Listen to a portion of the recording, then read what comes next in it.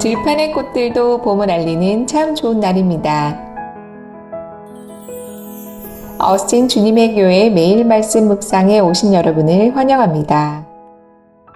성도 여러분 안녕하세요. 3월의 마지막 날입니다. 벌써 오늘 말씀 묵상 시작하도록 하겠습니다.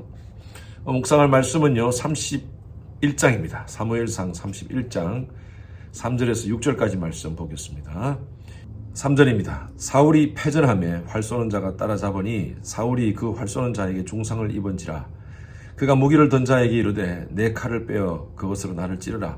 할례 받지 않은 자들이 와서 나를 찌르고 모욕할까 두려워하노라 하나 무기를 든 자가 심히 두려워하여 감히 행하지 아니하는지라.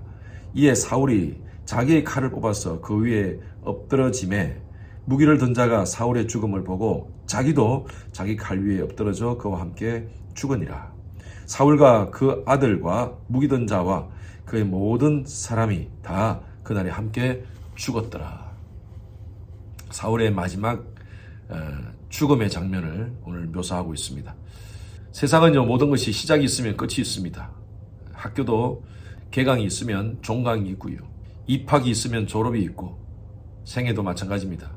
우리의 탄생이 있고 생일이 있으면 또 죽음도 있는 것입니다. 문제는요 우리가 이 땅 가운데 살면서 어떻게 사는가, 웰빙에 대한 관심이 많습니다. 어떻게 살 것인가, 여러분 잘 살아야 됩니다. 그런데 더 중요한 것은 웰다잉인 것 같아요. 잘 죽어야 될 것 같습니다. 죽음을 잘 준비해야 될 것 같아요. 우리는 이 사무엘상 말씀을 통하여서 다윗과 사울의 삶을 대비하면서 계속 봅니다. 사울은 특별한 하나님의 은혜를 받았습니다. 그래서 이스라엘의 첫 번째 왕이 되죠. 그리고 40년 동안 왕위를 이어갑니다. 40년 동안 사울은 열심히 나라의 경제적인 부흥을 위해서 또 백성들의 안정을 위해서 그렇게 열심히 살지를 못했고요. 보면 거의 대부분의 삶을 다윗을 죽이기 위해서 몸부림쳤던 사람이었어요. 다윗이 누굽니까? 이스라엘 사람으로서 같은 나라 장군 아닙니까? 오히려 사울은 다윗을 챙겨주고 또 다윗이 전쟁에서 승리하며 돌아오면 격려해주고 그런 일을 해야 될 왕으로서의 위치를 망각하고 그런 개인적인 감정으로 다윗을 죽이려고 몸부림쳤어요. 이스라엘의 적대국은요 그 당시에 가장 강력한 그 가나안 땅의 가장 강력한 나라 블레셋이었습니다. 이스라엘 백성들이 블레셋을 통하여 얼마나 고통을 당하고 아픔을 당하는데 왕으로서 이스라엘 백성들의 안위를 지키기 위해서 블레셋과의 전쟁을 승리로 이끌어가는 것이 바로 그 당시에 사울이 해야 될 일이었습니다. 그런데 정작 자기가 해야 될 일은 망각하고 개인적인 감정으로 다윗을 죽이려고 그렇게 혈안이 되었었던 것입니다. 전쟁의 총구를 블레셋에게 돌리지 않고 다윗에게 돌렸다는 것이죠. 사실 오늘 이 31장 말씀은요 28장에서 연결되는 말씀입니다. 28장 마지막에 보면 사울이 거의 미쳐갑니다. 그리고 신접한 여인을 찾아가서 얘기를 듣고 하는 이런 모습들을 보면서 사울은 거의 이제 막 가는 그런 삶이 되어버렸습니다. 그리고 블레셋과의 전쟁에 나가서 전쟁을 하는데 우리가 어제 묵상했던 말씀은 다윗이 아말렉과의 전쟁에서 승리하고 돌아오는 장면을 봤어요. 이것과 대비적으로 사울은 블레셋과의 전쟁에서 패전을 합니다. 그리고 3절 말씀을 한번 보십시오. 사울이 패전하며 활 쏘는 자가 따라잡으니 사울이 그 활 쏘는 자에게 중상을 입은지라. 블레셋의 한 군사가 사울에게 활을 쏘았는데 그 활이 사울에게 맞았습니다.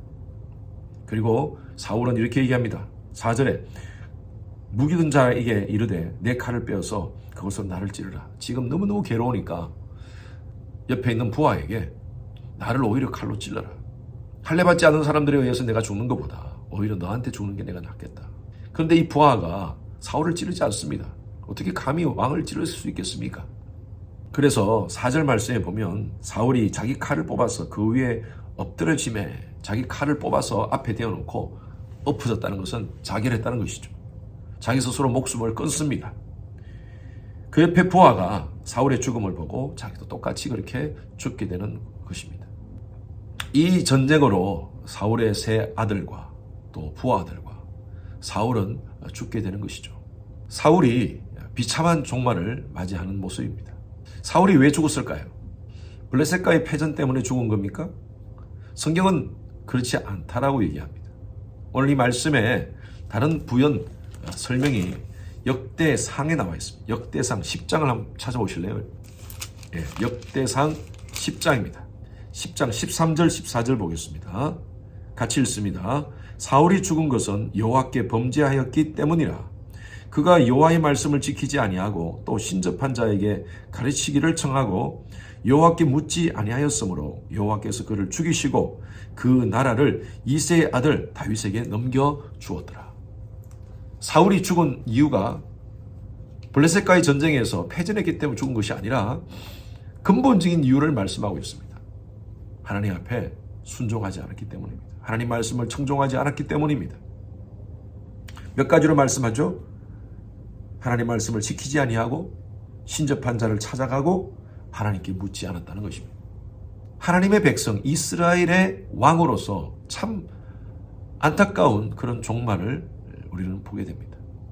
아까 말씀드린 대로 우리는요, 웰빙보다 더 중요한 게 웰다잉입니다. 어떻게 죽을 것인가? 우리가 열심히 살아가야 될 이유, 우리가 웰빙 해야 될 이유가 뭐냐면 바로 웰다잉을 위한 것입니다. 하나님의 백성으로서 우리가 어떻게 하면 웰다잉 할 것인가? 그것은요, 소명자로서 사명 따라 살아가는 것입니다. 소명은 하나님의 콜링입니다. 하나님의 부르심을 받은 자로서 하나님이 우리에게 부여하신 사명을 따라 살아가는 것이 바로 웰빙입니다. 그리고 우리는 사명을 다하고 난 후에 언젠가는 죽게 되겠죠. 소명 따라 사명을 다한 사람들은 웰다잉을 할 수 있는 것이죠. 성도들의 장례식을 제가 인도할 때는 참 제가 물론 죽음에 대해서는 슬픔이 있지만 그러나 부활의 소망은 같습니다. 그런데 가끔 예수를 믿지 않은 사람들의 장례식을 부탁받는 경우가 있습니다. 참 쉽지 않습니다. 그곳에 가서 무엇을 얘기하겠습니까? 죽음에 대한 얘기를 하고 또 복음에 대한 얘기를 하고 유가족들에게 신앙생활 잘하는 얘기밖에 못해요. 돌아가신 분에 대해서는 예수를 믿지 않고 돌아가셨기 때문에 제가 뭐라고 말씀을 드릴 수가 없더라고요. 아무리 많은 것들을 소유하고 아무리 많은 명예와 권력을 가진다 할지라도 예수를 믿지 않은 인생은요, 비참하게 죽는 것입니다. 하나님을 인정하지 않고 살아가는 인생들은 비참한 인생이 되는 것입니다. 결과는요, 영원한 사망이기 때문입니다.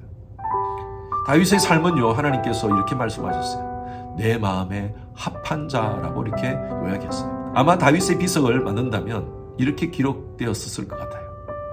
하나님 마음에 합한 자.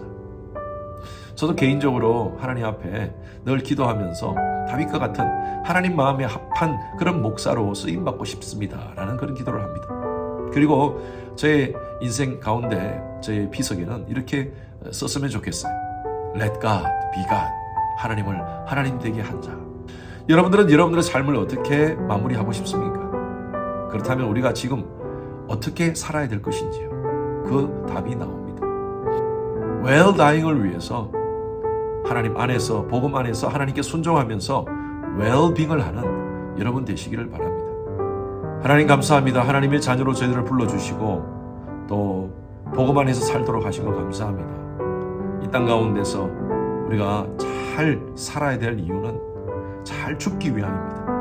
하나님, 우리의 인생 언젠가는 끝이 날 때 다윗과 같이 내 마음에 합한 자로 인정받는 저들의 삶이 될 수 있도록 하나님 도와주시옵소서.